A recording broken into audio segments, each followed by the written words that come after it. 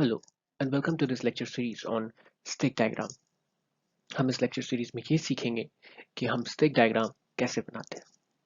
इस lecture series के contents होंगे बेसिक्स जो आपको जानना चाहिए, लेआउट कैसे बनाते हैं। बेसिकली ये लेआउट नहीं होगा, ये डिज़ाइन होगा। हम एक एग्जांपल देखेंगे, हम यूलर्स पाथ देखेंगे और आखिरी में हमें फाइनल स्टिक डायग्राम देखना है। तो चलिए हम बेसिक से शुरुआत करते हैं। द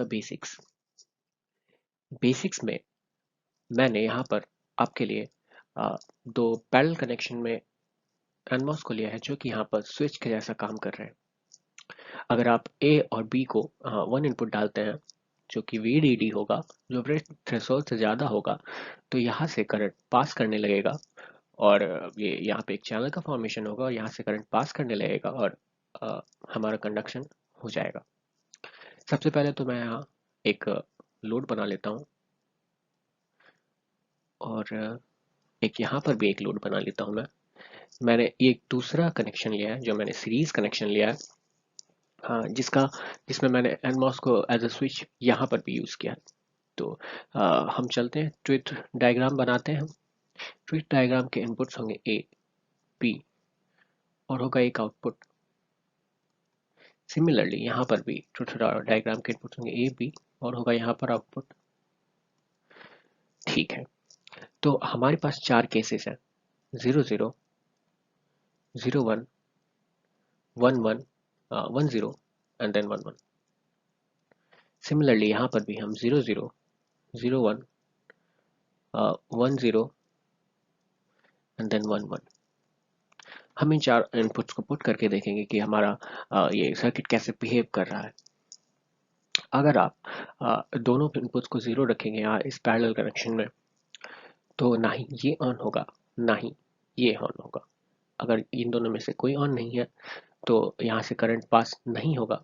करंट यहाँ तक आकर के रुक जाएगा और इसमें भी यहाँ तक आकर के रुक जाएगा।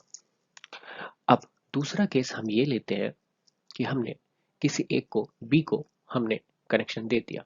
अगर हमने बी को कनेक्शन दे दिया तो वहाँ पे चैनल का फॉर्मेशन होगा और ये एक पाथ प्रोवाइड करेगा जिसके कारण ये बल्ब जलने लगेगा और हमारे पास आउटपुट 1 आ जाएगा। तो पहले कनेक्शन में हमने ये देखा 0 0 में कि हमें आउटपुट 0 मिला और दूसरे कनेक्शन में हमने ये देखा कि हमें आउटपुट 1 मिला। तीसरे कनेक्शन में भी सिमिलरली तीसरे कनेक्शन में भी ये होगा कि हमें ए को ऑन कर देंगे। हमने ए को ऑन किया है और हमने बी को ऑफ रखा है, जिसके कारण यहाँ पर एक और पाथ बनेगा एंड देन उस पाथ से हम करंट फ्लो करने लगेगा और अगेन ये बल्ब जलेगा और हमें आउटपुट फिर से 1 मिलेगा। चौथा केस में हमने दोनों को ऑन कर दिया है तो ये दोनों पाथ प्रोवाइड करेगा और ऑब्वियसली ये फिर से जलने लगेगा और हमें आउटपुट 1 मिलेगा। हम ये सीरीज कनेक्शन देखते हैं आगे। सीरीज कनेक्शन में हमने पहले केस में दोनों दोनों ही एनमोसेस को 0 दिया है, ए और बी को, जिसके कारण दोनों में से कोई भी ऑन नहीं होगा और हमारा स्विच ऑन नहीं होगा और हमें आउटपुट 0 मिलेगा। दूसरे केस में हम पहले ये बना लें कि करंट कहाँ तक जा पा रहा है। फिलहाल तो करंट यहीं तक जा पा रहा है। दूसरे केस में अगर हमने बी को ऑन कर दिया तो आप देख सकते हैं करंट यहाँ से फ्लो करेगा बट यहाँ जा करके वो ब्लॉक हो जाएगा as a is not on, तो वो यहाँ जा करके ब्लॉक हो जाएगा। निराशा ही हाथ लगी है दोबारा।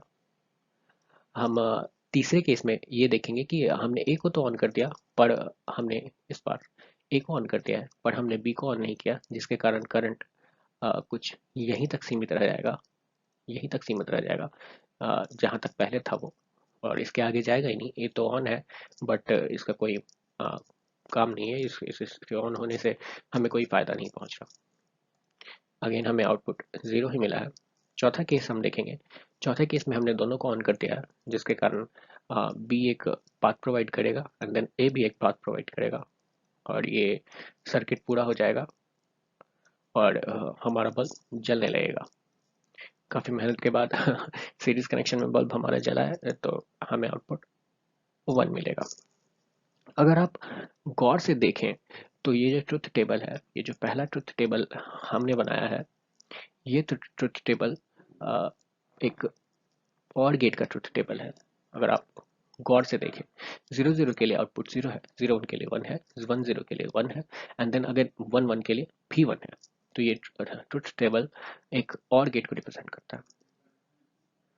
अगर आप अगेन ये दूसरा वाला ट्रुथ टेबल देखेंगे तो दूसरे वाले ट्रुथ टेबल में 0 0 के लिए 0 है, 0 1 के लिए भी 0 है, 1 0 के लिए भी 0 है, बट 1 1 के लिए अगर हम दोनों इनपुट को ऑन करते रहे तो हमें आउटपुट भी ऑन मिल जा रहा है। इसका मतलब कि जो ट्रुथ टेबल है वो एक एंड गेट का ट्रुथ टेबल है। यहाँ तक अगर आप समझ गए हैं तो आप आगे ये देखेंगे कि हम लेआउट कैसे डिज़ाइन करते हैं।